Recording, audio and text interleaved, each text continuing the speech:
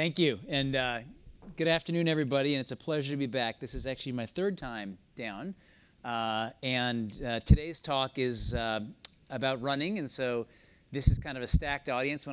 Last time I was here, I talked about the book before this one, which is on the medicine of exercise, called The Exercise Cure. And in that talk, we had plenty of people of all stripes that work down here. This new book is all about running, and so I'm guessing, raise your hand if you run. That's what I thought. All right, love to see it. So today I'm going to talk to you really from three vantage points. And when I see patients in my office, when I do anything in terms of education, when I teach my fitness classes, and when I do things myself, I'm really always operating from three vantage points simultaneously. And I think that they're very helpful for me in what I do in all aspects of this. So my three vantage points are, first of all, as a sports medicine doctor. So as a sports medicine doctor, I'm actively involved in taking care of patients and hopefully getting them better and getting them active and getting them out there moving. And in my office, anytime, it could be anybody from like an 8-year-old gymnast to an 82-year-old lady who's going to do the marathon. And the commonality between everybody that comes to see me is they all want to move and be active, and my job is to help them be active and move. And you know, through so much of what you guys do down here, I've been able to use technology, I think, hopefully, to make their lives better in terms of thinking about getting my message out, not in the one-on-one doctor-patient way, but in kind of mass use, which I'll talk about at the end, in some of the newer stuff I've been doing. So number two perspective is as an athlete. This year, I did my 33rd marathon up in Boston, and I'm training for the Ironman up in Lake Placid this year, which I do every year, but this will be number 13 of those. And I say that because I think everybody in this room needs a fitness goal. Now, hopefully, it's not doing the Ironman, which is kind of a bit of an extreme type deal where it's anybody done an Ironman in here? Oh, good job, man. So it's a 2.4-mile swim, a 112-mile bike ride, and then a marathon, which is a little cray. But the nice thing about that is that it really is a great goal every year, and it keeps you from probably doing other stuff, so you shouldn't be doing. So it's great to kind of give a goal. And as an athlete, I love the idea of giving myself a goal that's a little bit outside my comfort zone every single year, and that's the Ironman for me. And then number three is as a fitness instructor. So about 4 years ago, you'll see at the end of this talk, I started a fitness series called Iron Strength, which is free community-based fitness. I started with about 25 people. This is now a class of not only many thousands locally here that come do these different classes, but we did a whole series of runnersworld.com online, and so my workout's been done now by about 10 million people around the world, and it's been great to kind of teach runners how to make their bodies stronger so they don't get hurt. And so that's the last perspective, is as a fitness instructor, I'm actively involved in that. I'm going to send out after this lecture, and on my website here, you can see under the Iron Strength calendar the workouts that I do. The next one is actually just around the corner on Tuesday evening. It's a big free workout at 6:30 down on Pier 25, literally right out the door near here, with the beautiful weather. There's nothing better than doing some sunset burpees on the Hudson River while I kick your butt in a very meaningful way. So I hope you guys can come out and check that out. I'll send around the flyer as well afterwards. So it's with those three perspectives, as a doctor, as an athlete, and as a fitness instructor, I really approach all the things that I do in terms of trying to educate athletes about how to take better care of their bodies, how to be injury-free when possible, and how to basically stay out of my office and stay out in doing what they're doing. And so with all that, I'm going to talk about running strong, and then at the end, I'll talk about some of the new tech features, which were really exciting to me. And I've had a bunch of you guys come up as patients at different times, and as I've been working through this, and I showed some of you guys this in the infancy before it came out, and then when it was published, and it always makes me so happy when I see a Googler who comes up and I show them this, and they're like, wow, that's cool. That makes me feel like I'm onto something here, because if you guys think it's cool, then I know it's cool. So we're going to talk this morning about how you're going to become the best runner you can be. And guys in the back, there's some videos we'll play, and I'll kind of call those out as we go forth. All right, so first of all, let's talk about what's going to make you the healthiest runner you can be. And for those sitting on the sides, if you guys want to, I don't want you to, come in with a twisted neck in my office. It may be tough to see the screen that way. So when you want to run, my thought is, from my doctor perspective, how do we, that's a good idea, way to turn your chair. So how do we think about keeping you as a healthy runner? And so first of all, I think part of that is identifying what kind of runner you are. Number two is I want to talk then about some of the different injury patterns we're seeing and some of the different uses of kind of injury mechanical screening and biomechanical analysis we're doing down at the hospital. And then lastly, talk about preventive strategies as we go forth, thinking about the keys to becoming a healthy runner. Because from my perspective, whether or not you win the New York City Marathon, which chances are nobody in this room is actually going to win the marathon, but I mean, maybe you are, but I doubt it. But from my perspective, the key is I want you running because as a sports medicine doctor and as a doctor in general, I deeply believe that the best medicine we have is the medicine of exercise, and getting people out there to take it every day is so important. And I'm really dedicated to getting people to do that and have really been actively involved in getting that message out. We just started at Cornell this year a second-year med student curriculum on teaching exercise as medicine to the second-year med students. Because unfortunately, most healthcare professionals have no idea how to prescribe exercise, yet this is the most readily available drug we have, which is not only fully efficacious and safe, but anybody can take it at any age, and it always works. And it's a pretty great drug, and it's free. So teaching people how to take that medicine and think about it in those terms is a lot about what I've been interested in doing. And then finally, we'll talk about off to the races and what you can do to basically build your own training plans. And I'll talk through some of the things in Running Strong, the new book with Runner's World. All right, so basically thinking about running is nothing new, and this is pretty much the oldest sport we have. And so for those of you in here who run, you're part of a long lineage of runners from many, many hundreds of thousands of years ago. We've been running since we've been walking, essentially, and it's a big piece of what has been depicted throughout history. Now, there have been different attempts to kind of look at what makes the healthiest and most efficacious way to run. And people have tried throughout history to figure out what's the most anatomically perfect, what's the fastest, what's the most injury-free. And this is nothing really new. I think the thing I'm really excited about is the interface between the world that you guys live in and the world that I live in. And I think that's great for everything from how much activity somebody's doing per day to what kind of activity they're doing per day. And you guys are giving us tools to evaluate what people are doing in a very different way than we used to do, which is, I think, terrific. When we look at today's running culture, more than 35 million runners, 10 million run more than 100 days per year. There were 137 people in the first New York City Marathon back in 1970. There were 47,000 participants, more than in 2014. Who here's run the New York Marathon? Good, so almost half the room. And great event, a great thing to think about one time in your life, at least once in your life, just something to just do as a bucket list. So sports medicine, and as we have dealt with this concept of what running is and what prevention looks like, has really evolved as well. So the first textbook on running was back in 1975. We've hopefully come a long way in terms of educating people about how to do this healthily. So let's kind of go through some of these questions. First of all, what kind of runner are you? And the answer is, if I look around this room, or this is actually last year's class on Pier 25, so this is where we're going to be on, this is where we're going to be on Tuesday night. And if you look at this picture here on the screen, you'll see people who are running for different reasons. So down there in the lower left-hand corner, you'll see some people in the neon green shirts. They are guides for a couple of runners down in the corner who are Achilles runners. So the two people, the guy with the headband and the woman just in back of him in the white, are both blind runners who are part of the Achilles program, who have guides. And Achilles is a great organization which gets people with physical disabilities and gets them out and moving and active and running, among other things. And so these people are runners because they want to feel like they're part of a community when it may be tougher for them to do that. On the right-hand side of the lower part of the picture are women from a great organization that I'm involved with called Black Girls Run. And Black Girls Run is an organization which has really used running to target members of the African American community who tend to want to be active and don't have a ton of ways to do that or to think about it, and have really targeted African American women. And so their organization is all about getting women out running in their community. And they're great role models, and they bring tons of their friends to our classes, and they're running because they want to promote health and wellness. In the middle of the picture, you might see somebody who might be at kind of a 2:35 or 2:40 marathon who wants to get stronger so they can break their time. And those people are running because they're elite and they want to be super elite.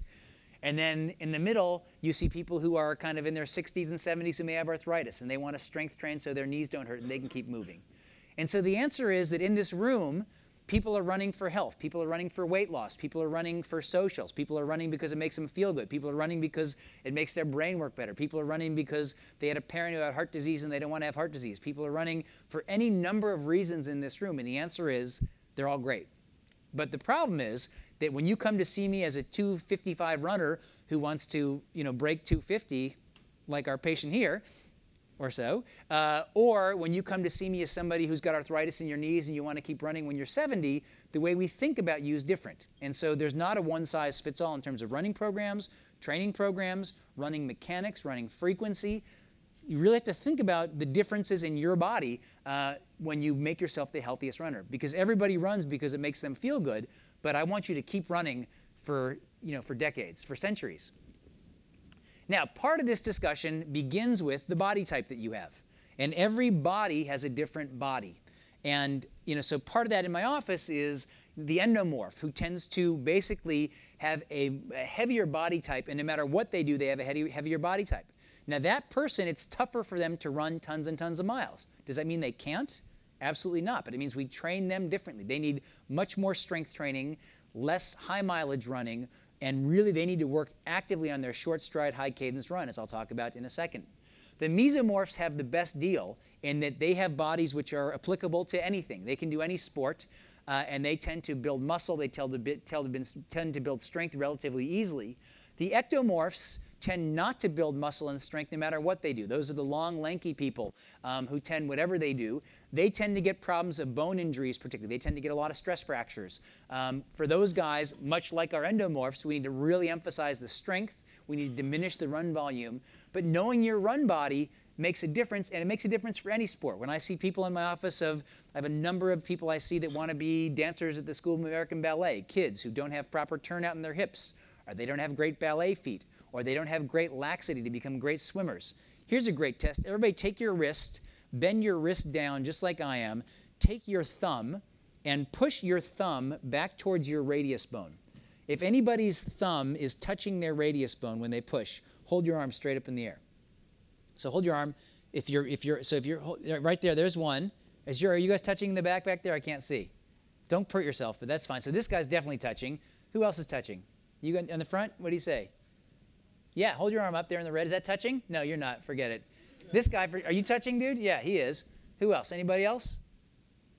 Just one and two. These two guys and you two? All right, hold your arm up nice and tall. See, the middle section's got it going on. Sorry, guys. So what these three guys are is they have the best body type for swimming. Now, you may be a bad swimmer. You may hate swimming. I can't control that. But if you have good technique and if you're interested in swimming, you would naturally be a good swimmer. Why? Because every swimmer does best when they streamline, when they get their arm all the way up and all the way up. When you have ligamentous laxity there, it means you have generalized ligamentous laxity. It means that you can streamline much better than your friends.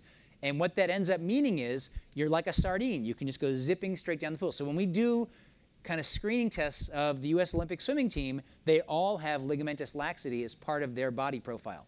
So does that mean you're going to be a great swimmer? No, maybe you hate swimming and have no idea how to swim. But if you know how to swim, if you love swimming, and if you put a lot of time into swimming, the body type you have favors swimming, for example. And that's the same true with any sport that I see. I see the biggest problems when people try and say, listen, my person working next to me here at Google, she runs 70 miles a week. Why can't I run 70 miles a week? And the answer is that you may have a very different body. And so what works for her may not work for you. And when that happens, then we start to see injuries. And so picking the right body for the right activity is important. And this guy taught us a lot about different characteristics that are favored by whatever it is you do. So in any animal species we see, there are characteristics that are favored for and favored against. And so certainly there are different pressures, but in general, I always think about that. And to me, the best depiction of this is in Japan, where every year, for some freaky reason, they take their sumo wrestlers and on national TV, and guys, this is a video. You can just hit down the lower left-hand corner of my screen and get that started. There is somebody over there?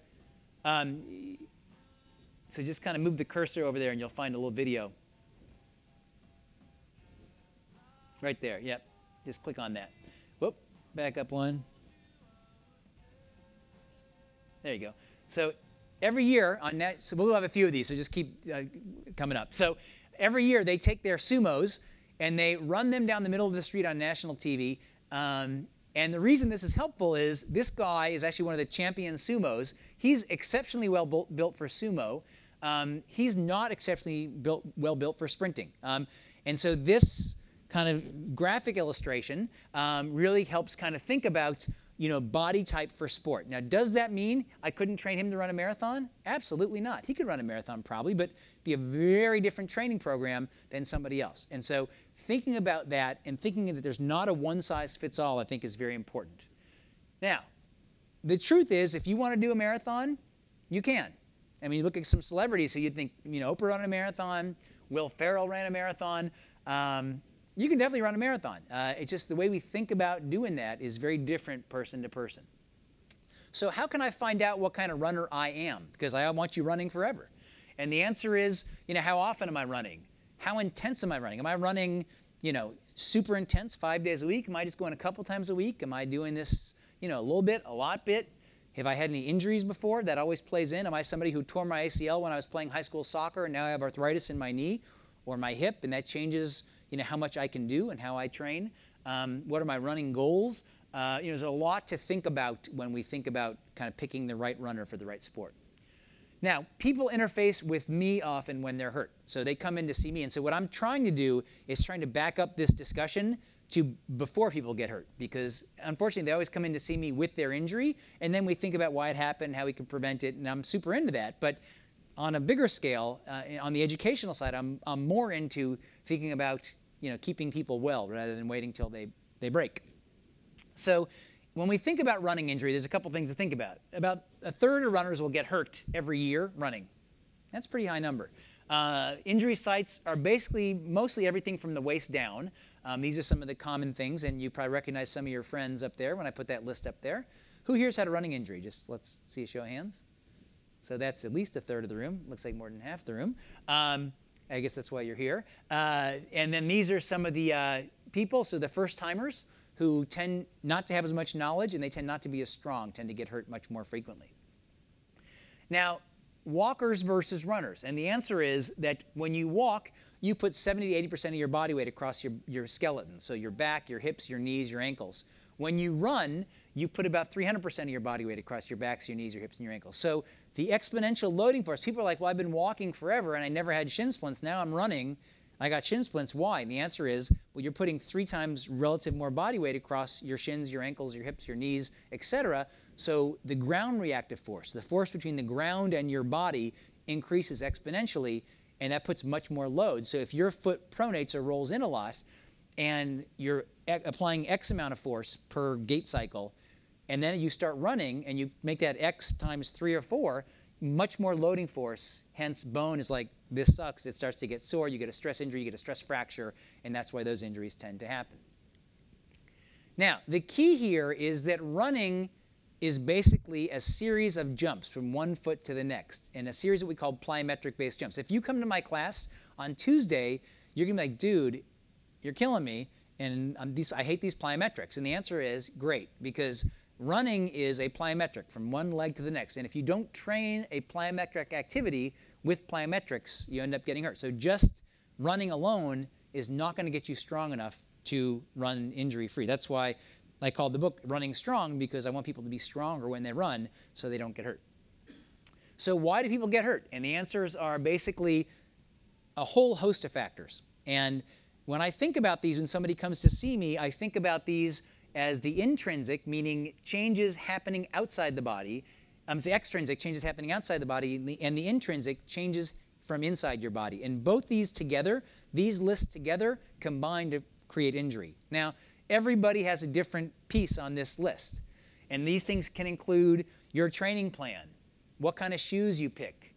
Nutrition plays a role on the extrinsic factor. What about inside your body? You know, what kind of body type you have. We talked about that already. What kind of injuries you've had in the past.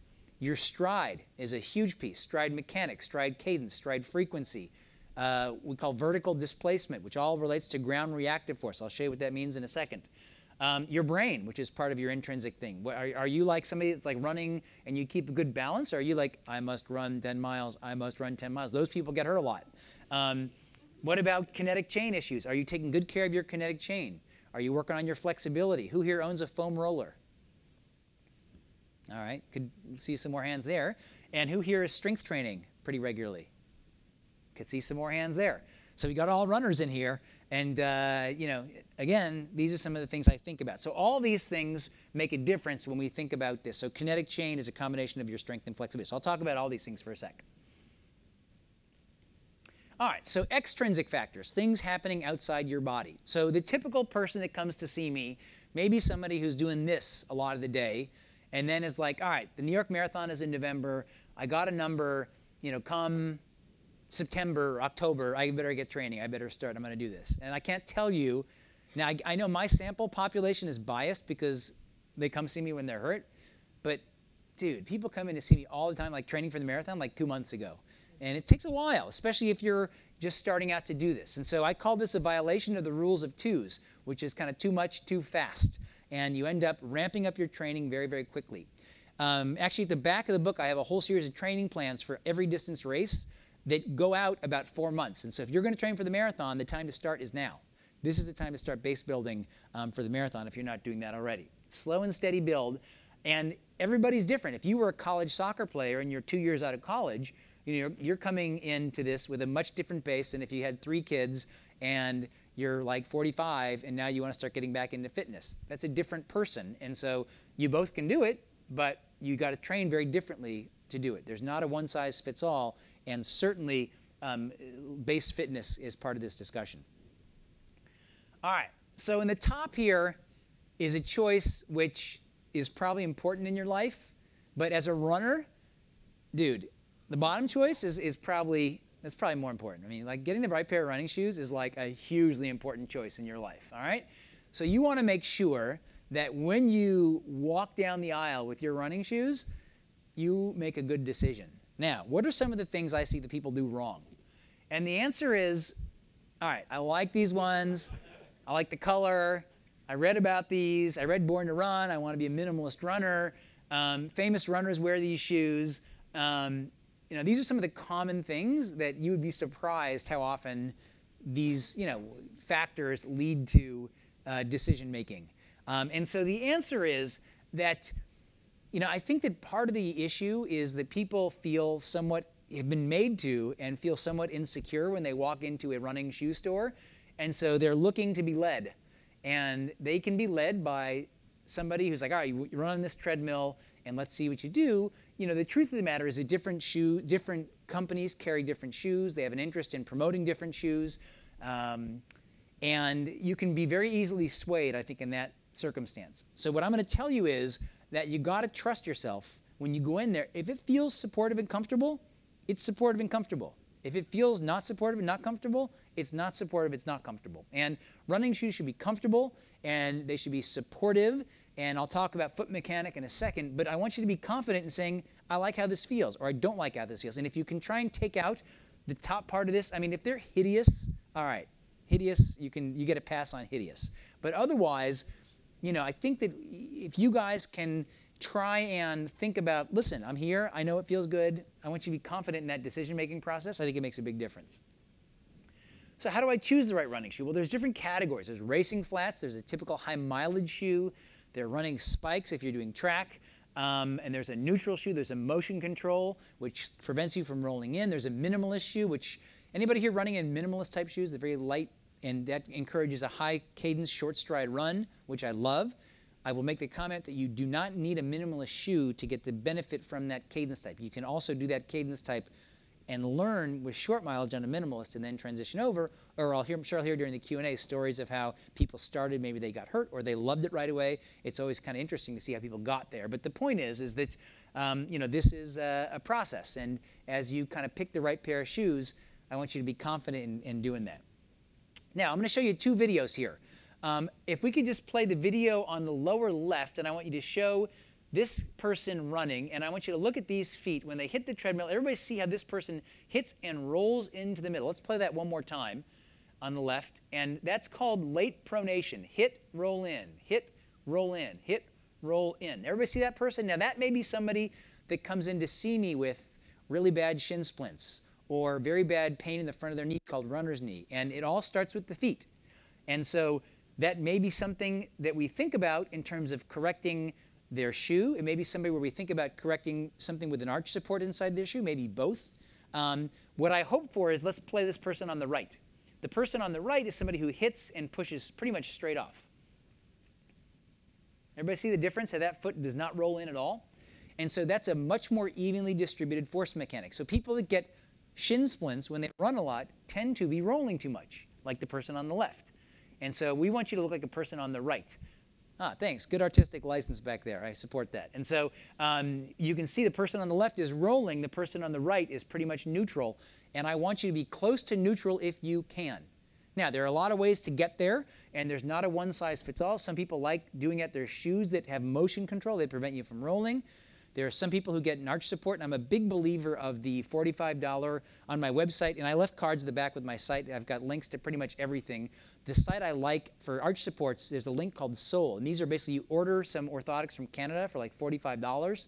You put them in the oven, you heat them, and then you step in them, and they harden and mold to your feet, and they work great. I have all my patients pretty much get those if they're rolling. And so I may put them in a neutral shoe with an orthotic. If they need like the whole heavy hitter, I put them in a motion control shoe with an orthotic. Not everybody needs that. That's a lot of motion control. But the point is, I want you to look closer to the runner on the right than the runner on the left, if possible. Now, lastly on the extrinsic nutrition. Now, this is a whole talk in and of itself. What are some of the common things that we think about? Well, there's certainly nutrition during training. You may have seen a very interesting blog post yesterday on the New York Times site asking the question, in order to lose weight, is it better to exercise or not eat as much? And the answer is basically that it's much easier to lose weight if losing weight's your only goal by diet than by exercise. But the problem is that that doesn't give you the health benefits. So I'd much rather people be mildly, moderately overweight and active than very skinny and inactive. The health benefits come with activity, not with body type at all. That being said, how you eat and how you train when you eat changes when you start training for endurance events. And so certainly, when you have a higher appetite and when you eat, we want you eating within a half hour at the end of your workout to replenish your muscle glycogen stores. We think about how to optimize nutrition, and there's certainly nutrition during events. And we see a lot of questions in the office about muscle cramping. I tackle some of that as well. Low sodium, which can lead to muscle strain and muscle injury and a lot of cramps. And there's a lot now on trying to prevent muscle cramping through good sodium, pre-sodium, so pretzels and salty foods before you run endurance events. Some salty foods during events make a big difference. And different people have different amount of sodium in their sweat. So everybody in here sweats a different amount, and they sweat a different concentration of sodium. So if you're somebody who tends to cramp, most likely you're a big salt loser, and we want you to try and replenish your sodium stores before and during exercise with anything salty. My tennis players, by the way, love dill pickle juice. It's by far the most readily available and absorbable sodium source. It works great for muscle cramping and prevention, but it kind of tastes like dill pickle juice, so that's the problem. All right, let's talk about changes in your body. So changes in your body. We've talked about changes outside your body. What about in your body can make you a healthy runner? And the answer is that, there's the mind and there's the body. And these are some of the things in the mind. When the body comes in, genetics, attention, injury, form, and kinetic chain. So let's talk about the mind. Now, I will tell you that, I think that if it doesn't hurt a little bit, you're not doing it right. It should not be fully comfortable all the time, and I mean that both physically and mentally. If you're not pushing yourself, I'm not a sadist, I don't think, but if you're not getting a little bit of pain, you're not getting better. And so I think the concept of no pain, no gain is helpful, but there's healthy pain and there's unhealthy pain. And the answer is healthy pain is pain and I'm done and it's not horrid. Unhealthy pain is like I'm limping down the hall because I did a run. So generally, unhealthy pain changes your mechanic of movement. If you're getting that, you got to get it checked out. But in general, training, when you train, we want you to train, certainly part of your training should be mental toughness as well. And I do think it has to be a bit uncomfortable. I think there's a whole process of training for an event, which is kind of callousing your mind, which is as important as callousing your body to some of the things you'll run into when you do an endurance event. And I think mental skills training carries over to all aspects of life, and I think those are all important things. Now, on the body type, I've already made the point that the kind of body you have in terms of your body anthropomorphics, your skeleton, your foot type, your knee. Is there arthritis in your knee? Your hip, what your hip is built like, how much rotation you have in your hip, how much arthritis is in your hip.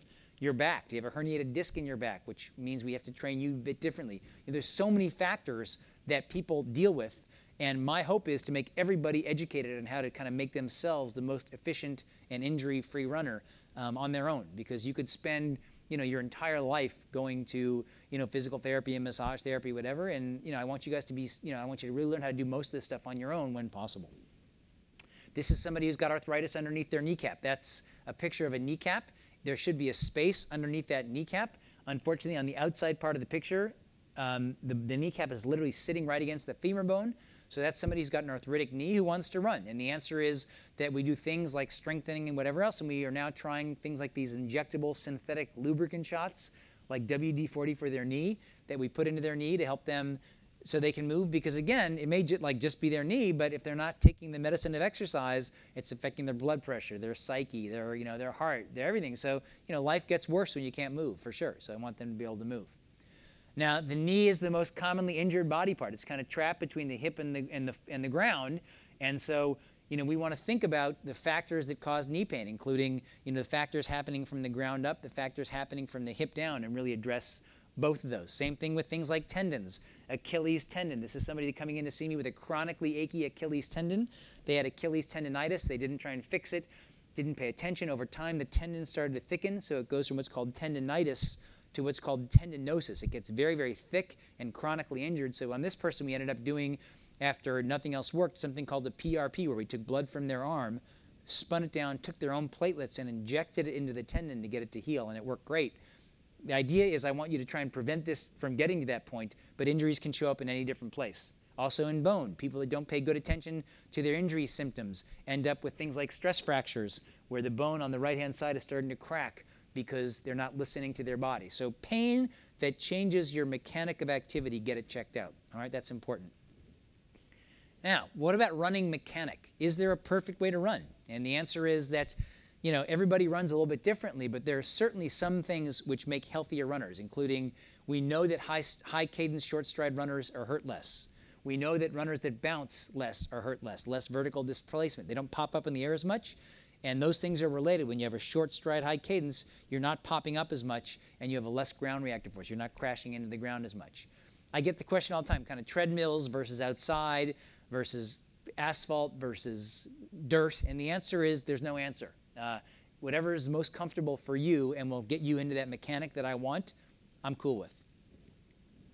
So what are the things that we think about when somebody comes in for their running stride? And again, I want people to kind of start reading about this, thinking about it, learning about it. How much height you have. Are you popping up in the ground? Your stride speed, your stride length. When you think I want to run faster, I don't want you to think I'm going to stretch out my legs as long as I possibly can. I want you to think I want to increase my turnover.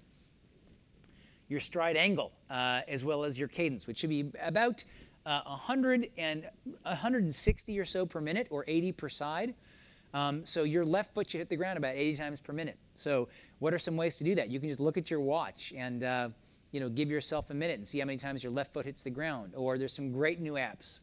A great app I love called Spring Moves is an app where you can basically pick a song that's cadence-based. So you say, I want to run 160 or 150.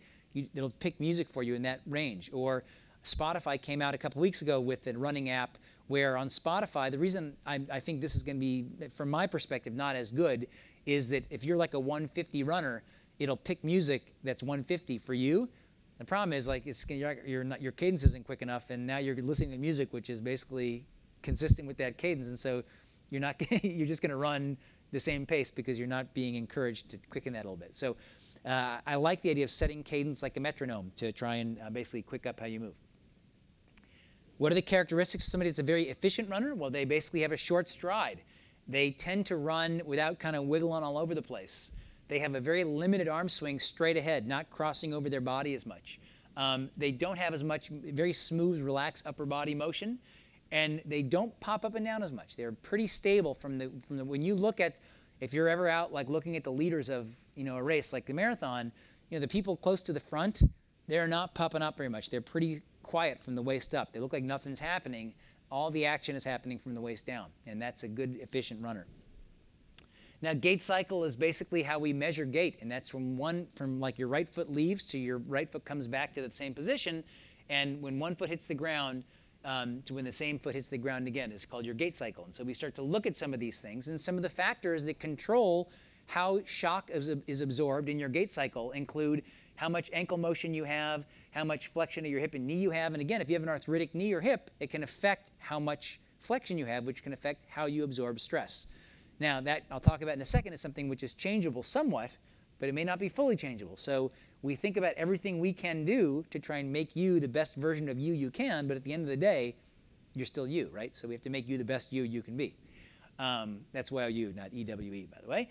So eccentric muscle force, how strong your muscles are. Again, stronger muscles produce less loading force on knees and hips and backs. And so if somebody has like a herniated disc and they see me and like, dude, I can never run again, the answer is no. We're going to strengthen the heck out of your core muscles that will unload that back and allow you to do more, and hopefully that alone is all we have to do, which it often is the case for many patients.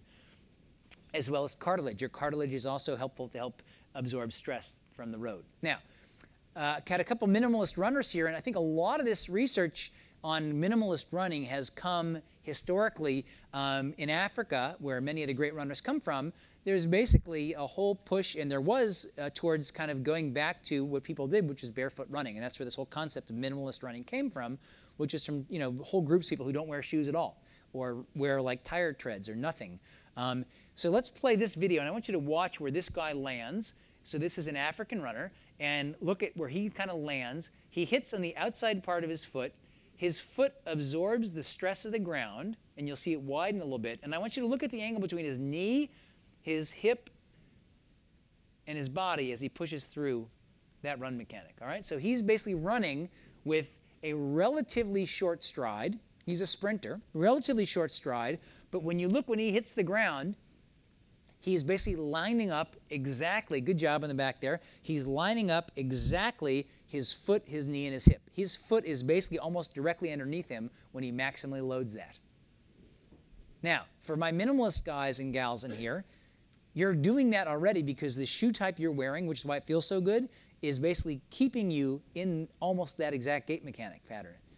Now, you do not need that shoe or no shoes to be able to do that. And who's read Born to Run, which is the whole book about this?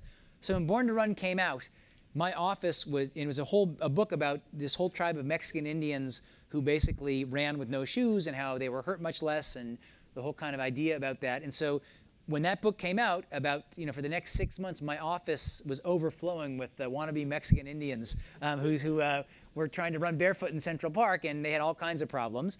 And the answer is, you do not need to run barefoot or even minimalist to get this stride, but the whole idea is this short stride, high cadence run mechanic. And so we don't want that foot way out in front of you because you come crashing down, all that force comes directly up through the ground, and you end up hurting yourselves. How can you learn to do this? Well, things I talked about such as counting cadence, shortening stride, uphill training is a great thing to think about. My class, I do outdoors in Central Park in the mornings. Who's been to my class, by the way? Anybody in here? A few of you guys, good.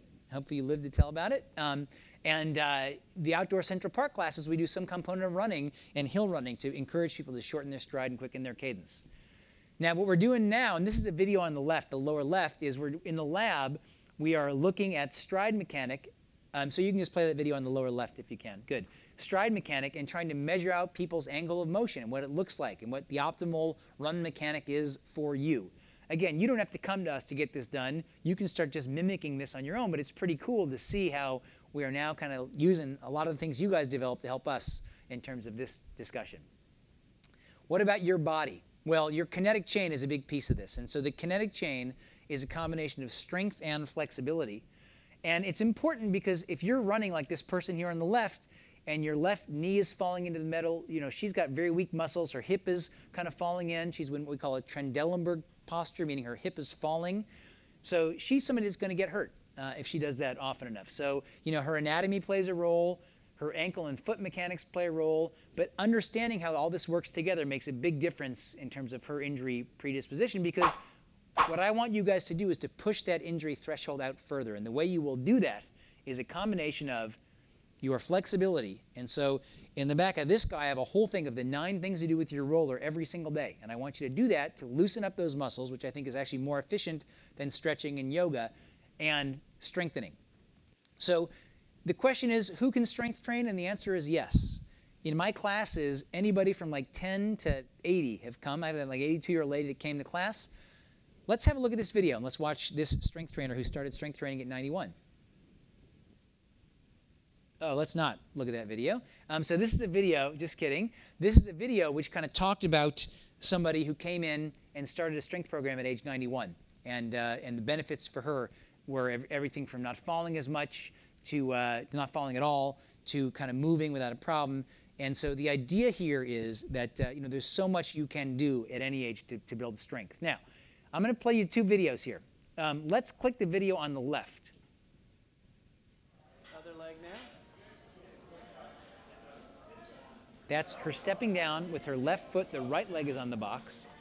Let's play the video on the right.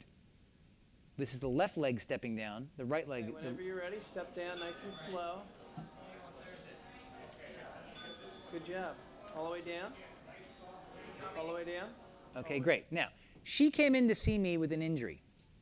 Did she come in to see me because her right knee was hurt or her left knee was hurt? Watching her step down off the box. Who here votes for right knee? Who here votes for left knee? All right. So, most of you guys didn't vote. That's okay. Now, I want you to watch these videos one more time.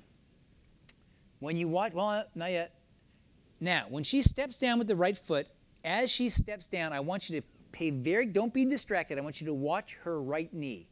And I want you to look at the angle between her foot, her right knee, and her hip as she steps down off the box. The knee that's on the box. Other leg now.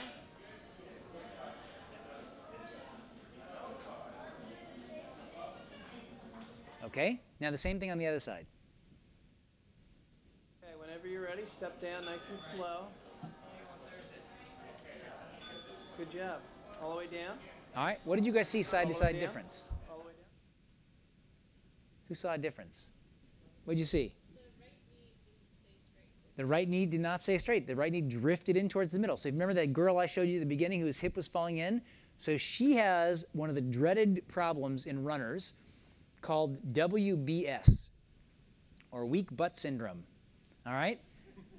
A weak butt is a disaster for a runner, because what ends up happening is when you land from your running stride, that knee and hip falls into the middle, and you end up getting, you know, shin splints, plantar fasciitis, knee pain, hip pain. All these problems tend to be oftentimes, not always, because sometimes you have some of the underlying problems I've talked about because you're so weak. And so she's very much weaker on that side where she's stepping down off the box, and that right side is weaker than the left side.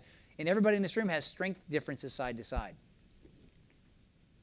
So what I've tried to do, let's see if there's a video here first. There should be, hopefully. Oh, back up one. Hold on, let's stop.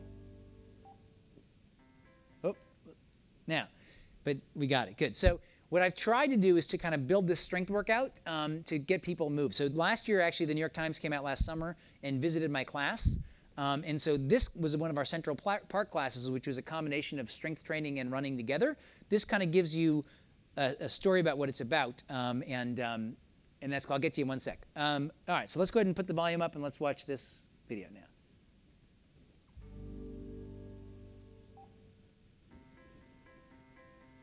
My name is Dr. Jordan Metzl. I'm a sports medicine physician at Hospital for Special Surgery. We're in Central Park, having just done my iron strength workout. As a doctor, I really believe that exercise is the best medicine, and I want everybody to be able to take that medicine all the time. The first time I did it, I thought, I wonder if anybody's going to come. I just emailed some of my patients. We had about 25 people. I've now built a listserv for this class of about 6,000 people. This kind of workout's great about twice a week, and the great thing about it is it's free, you don't need any equipment, and it's so effective. I think bodyweight strengthening and what's called functional strength training is the way to go. Today we did a combination of, first of all, some skipping up a hill. Now skipping is a great example of what's called a plyometric. So the muscle is basically rapidly elongating and contracting. So even though skipping is a lot of fun, it's a great way to start strengthening some of those running muscles. These kind of workouts over time push your lactate threshold, meaning that your fatigue level gets further and further out the more you do this kind of intense training. Then I did a series of exercises designed to strengthen their muscles. And so I started with what we call plyometric jump squats, and those are like the best exercise you can do. They're awesome. You basically squat all the way down, and then you jump up in the air and squat all the way back down. Then I had people get on the ground, and I did a series of rotation planks with a push-up. And then legs down is when you bring your legs all the way up and then straight down. Again, a great core strengthener. And then some sit-ups. And the idea is strengthening the whole kinetic chain, all the muscles. We started with the legs and the glutes, then we went to the core and the upper body. Following that, we did my favorite exercise, which is called the burpee. It was designed in the 1930s to give maximum strength and maximum effort. And then we finished with an isometric exercise called a plank, and that's when you hold yourself in one position to strengthen all the muscles around the core. And that's the thing I love about this class, is that it basically brings people together of all different ages and abilities. And it's great because as a group you can work so much harder than you can individually.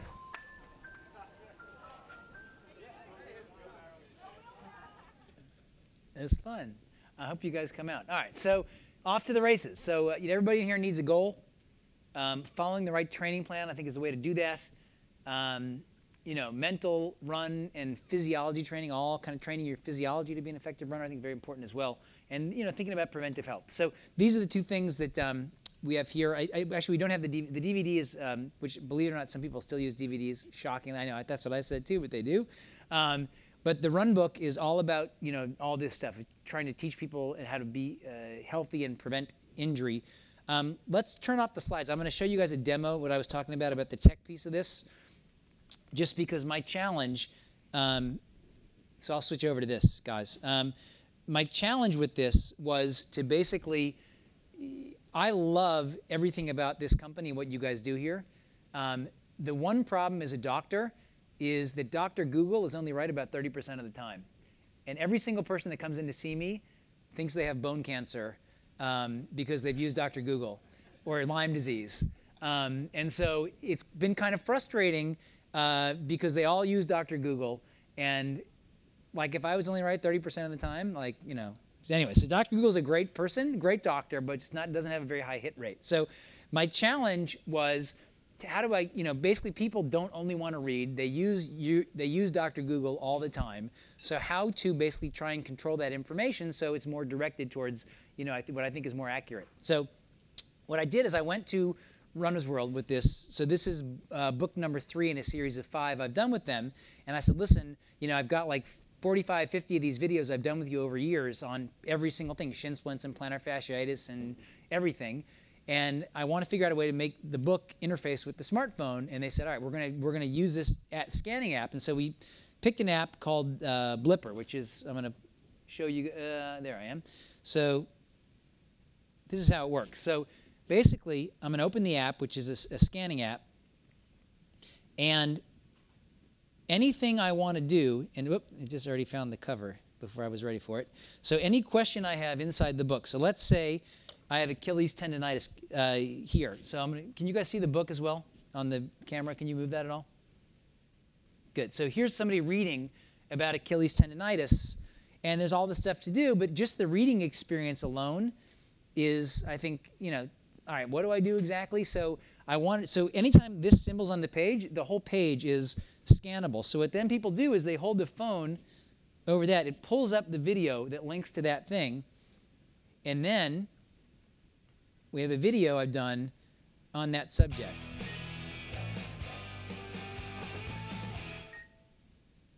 Achilles tendonitis. I'm telling you, I'm in here every single day seeing patients. They are really frustrated because they come in and they say, hey, listen, Dr. Metzl, I want to run, and I can't run because my Achilles tendon is sore, and it's like been sore for a while. That's a common story in here. So let's figure out Achilles tendonitis. All right, so you get the idea. So it kind of goes through, you know, a much longer way to kind of think about that, which has been cool just in terms of interfacing information, I think. So I'm not a tech, I mean, I love tech, but I'm not a tech guy like you guys are tech people. But that was pretty awesome just to be able to kind of, I think, control that a little bit more.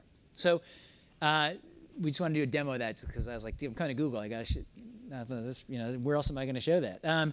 So in conclusion, I want you guys to run forever. I want you to please join what I'm doing community-wise. I left some cards back there. My website's on there. Sign yourselves up for the for either this class or any class. And I'm happy to answer any questions about your running, your health, or whatever.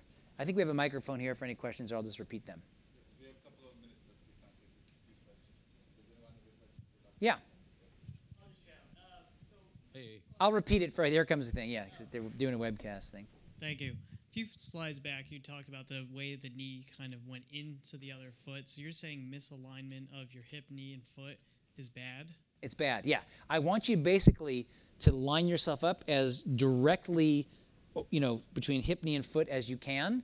And as I showed in the video, sometimes that's coming from the feet. So sometimes the only problem is you may be super strong, but your foot's rolling in, like bad feet, good feet. Sometimes you got WBS, and you're so weak on that side, you can't, it's happening from the hip down, and sometimes it's both.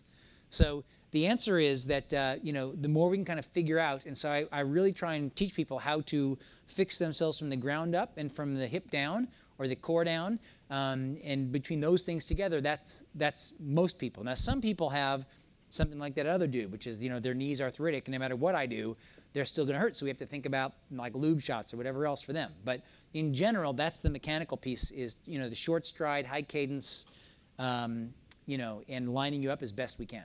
So do you think it makes sense to come in prior to an injury to say, hey, am I misaligned at the foot? I don't think so. I think you can, so I have a bunch of stuff in here about how to do the step-down test on your own. I mean, a lot of stuff you can do on your own to screen yourself and see what am I doing.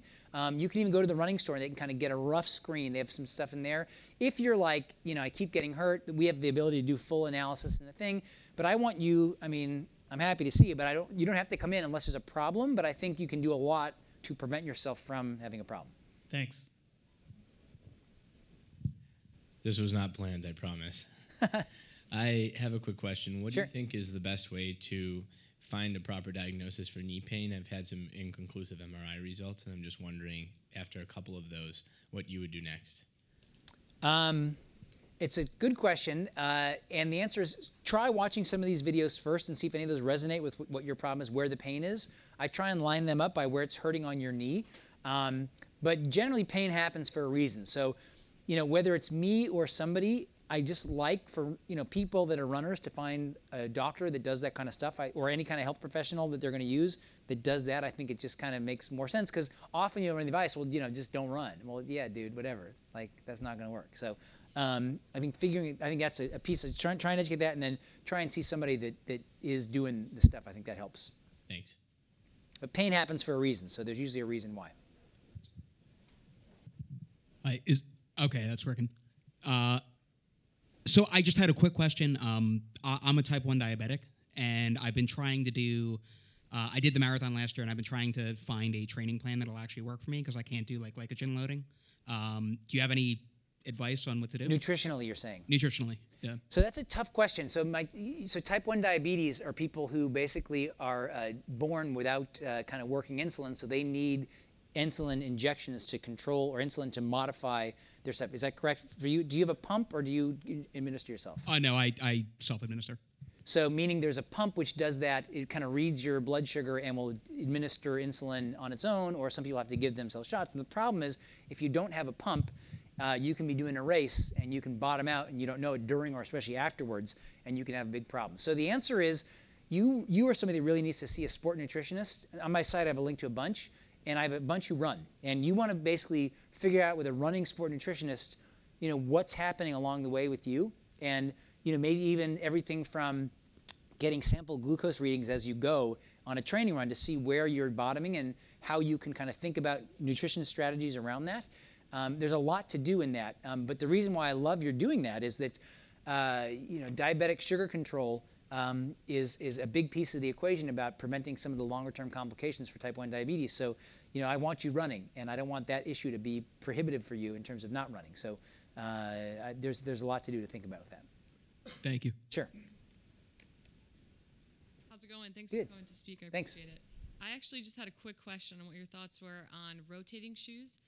I myself, I like to rotate 2 different brands to actually teach my foot how to become accustomed to longer distance running versus the days I'm doing workouts. So I have specific shoes that I use when I'm doing speed workout, and then other shoes when I'm going out for long distance running. So the fast shoes and the slow shoes. I mean, that's a great question. And I think the answer is that's terrific. I like that a lot. And I like even doing shorter stuff in a more minimalist, flatter, less supportive shoe. I got no problem with that at all. I think it builds foot strength. It shortens your stride. I think all the things that you're finding, I have no problem with that at all. Some people like that. Some people don't like that. And the answer is that if it works for you, it works for me. Awesome. Thanks. All right, sure. That's a good question. How about I wanted to talk about somewhat about conditioning. So sometimes we go into a sport somewhat unprepared just after the work. So it's already 6:30, 7. We grab something, get into basketball match, say, right? And after that, we realize, we just jumped into the basketball game. And here's what we came out of it. Yeah, next day, we have a sprain in our calf, some shoulder, our finger got turned back while tackling.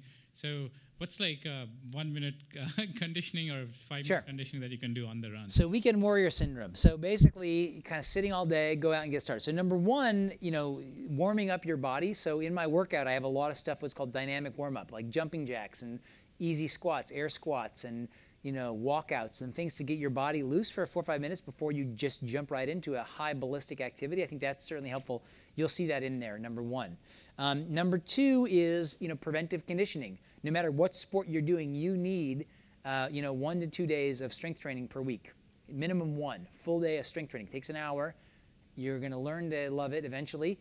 That will help prevent injury. And then sometimes, stuff happens. But in general, those are the things you can do the best is, dynamic warm-up, functional training, and then static stretching after you're done is certainly helpful.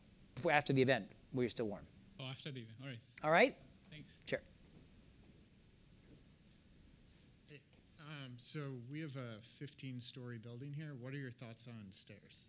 I love stairs. And so my last time I was down here, I talked a lot about the medicine of exercise and increasing your NEAT profile, which is an acronym for non-exercise active thermogenesis, or just burning calories from cruising around during the day, which leads to much more favorable health outcomes across the board. And things like stairs and getting a dog and walking to work or taking a further subway, all those things link to better health characteristics. And so those are things anybody can do. If you can do the stairs, I love it for you guys. And I think that's the reason I like this workplace is it's very ergonomically, aside from the fact that it's cool, it's very ergonomically efficient in terms of getting people to move around. And then what about as part of a workout? Like how would you incorporate stairs? I think stairs are plyometrics, and so they're that's plyometric-based training. I have no problem with that at all. Once or twice a week to build strength. I have no problem with stairs at all. All right, I'm happy to sign anybody's books. Thanks so much for having me down. I'll see you soon. Bye.